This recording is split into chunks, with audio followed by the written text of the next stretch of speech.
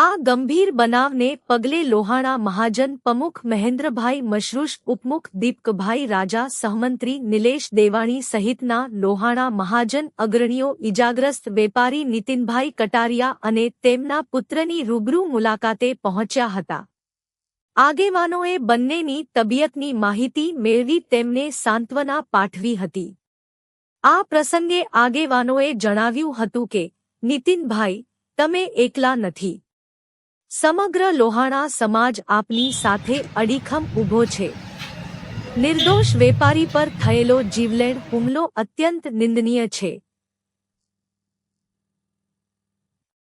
આરોપીઓ સામે કડકમાં કડક કાયદેસરની કાર્યવાહી થવી જોઈએ, જેથી ભવિષ્યમાં કોઈ અસામાજિક તત્વ વેપારીઓને ધાકધમકી આપવાની હિંમત ન કરે.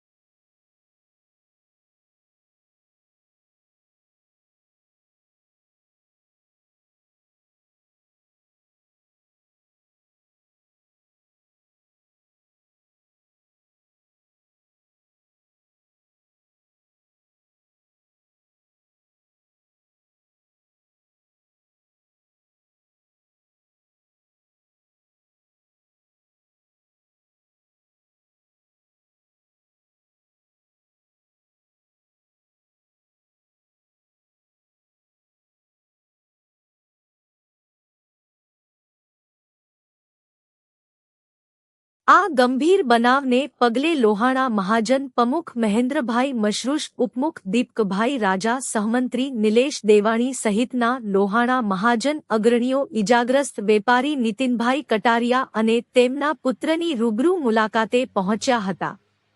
આગેવાનોએ બંનેની તબિયતની માહિતી મેળવી તેમને સાંત્વના પાઠવી હતી. આ પ્રસંગે આગેવાનોએ જણાવ્યું હતું કે, નીતિનભાઈ, તમે એકલા નથી. સમગ્ર લોહાણા સમાજ આપની સાથે અડીખમ ઊભો છે.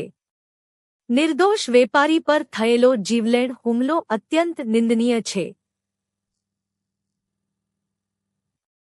આરોપીઓ સામે કડકમાં કડક કાયદેસરની કાર્યવાહી થવી જોઈએ, જેથી ભવિષ્યમાં કોઈ અસામાજિક તત્વ વેપારીઓને ધાકધમકી આપવાની હિંમત ન કરે. લોહાણા મહાજન પ્રમુખ મહેન્દ્રભાઈ મશરૂ, ઉપમુખ દીપકભાઈ રાજા, સહમંત્રી નિલેશ દેવાણી સહિતના આગેવાનોએ હુમલાની ઘટનાને સખત શબ્દોમાં વખોડી આ કાઢી પોલીસ તંત્ર સમક્ષ માંગ કરી હતી કે આ વેપારી પર હુમલો કરનાર આરોપીઓને ઇમરજન્સી તાત્કાલિક ઝડપથી પકડી પાડે અને આ આરોપીઓ સામે પોલીસ તંત્ર કડકમાં કડક કાર્યવાહી કરવાની માંગણી પણ કરી હતી. આ વેપારી આલમે પણ શહેરમાં વેપારીઓની સુરક્ષા સુનિશ્ચિત કરવા માટે અસરકારક પગલાં ભરવાની માંગ ઉઠાવી છે. આ અંગે લોહાણા મહાજન પ્રમુખ શ્રી મહેન્દ્રભાઈ મશરૂ તથા ઉપમુખ દીપકભાઈ રાજા, સહમંત્રી નિલેશ દેવાણી તથા લોહાણા મહાજન આગેવાનોએ અને અગ્રણીઓએ ગંભીર હુમલાનો જે વેપારી અને તેમના પુત્ર પર બનેલા ગંભીર બનાવને લઈને આ ગંભીર ઘટનાની ખાસ નોંધ લઈને આ આરોપીઓને તાત્કાલિક ઝડપી પાડી પોલીસ તંત્ર આ 4 શખ્સો સામે કડક કાર્યવાહી કરે એવી માંગ કરી હતી અને આ બનાવને લઈને જરૂર પડે લોહાણા મહાજન પ્રમુખ મહેન્દ્રભાઈ મશરૂ સહિત ટીમ આ ગંભીર પ્રકારના હુમલાના બનાવ બન્યો છે એના આરોપીઓને પોલીસ ઇમરજન્સી પકડી લે તેવી હંપણ માંગ કરાઈ હતી. અને અમો આવા બનાવને ધ્યાને લઈને જરૂર પડે રાજ્ય સરકારશ્રી સમક્ષ અસરકારક રજૂઆત કરીશું અને લોહાણા મહાજન પ્રમુખ મહેન્દ્રભાઈ મશરૂ ઉપમુખ દીપકભાઈ રાજા તથા સહમંત્રી નિલેશ દેવાણી સહિતના આગેવાનો એવી કડક માંગ કરે છે આ હુમલાના આરોપીઓને પોલીસ તાત્કાલિક ઝડપી લે અને આરોપીઓ જાહેરમાં સરઘસ કાઢી કાયદાનું કડક ભાન કરાવે જેથી હવે આવો બનાવનું જૂનાગઢમાં કોઈપણ જગ્યાએ ક્યારે પણ આવા બનાવનું પુનરાવર્તન ન થાય તે માટે આ હુમલો કરનારા ચારેય કહેવાતા લુખ્ખા પાવલીદાદાઓનું જૂનાગઢ શહેરના ખામદરોડ રોડ ઉપર જાહેરમાં સરઘસ કાઢી પોલીસા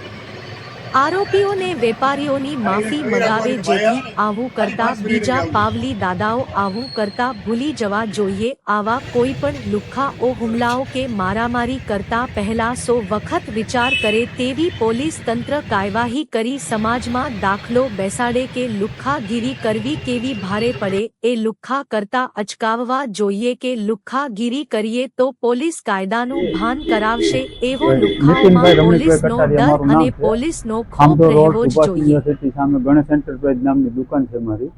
હાર્ડવેર પાઇપ ફિટિંગની અને હું દુકાને બેઠો હતો ને એને એનો માણસ આવ્યો ત્યારે દુકાન માલ દેવાની બાકી ઉધાર દેવાની ના પાડેલી તો એ લોકોનો 3:30 થી 4 વાગ્યે ફોન આવ્યો કે કેમ માલ ઉધાર નથી દેતા એમ કરીને ત્યાં છો એટલે મેં કીધું હું દુકાને બેઠો છું એટલે એ લોકો 4 જણા આવ્યા અને દુકાને આવીને હુમલો કર્યો મારી ઉપર અહીંયા લાગેલું છે અહીં ટાંકા છે અહીંયા છે માથામાં છે અહીંયા છે અહીંયા આ હાથમાં છે પગમાં છે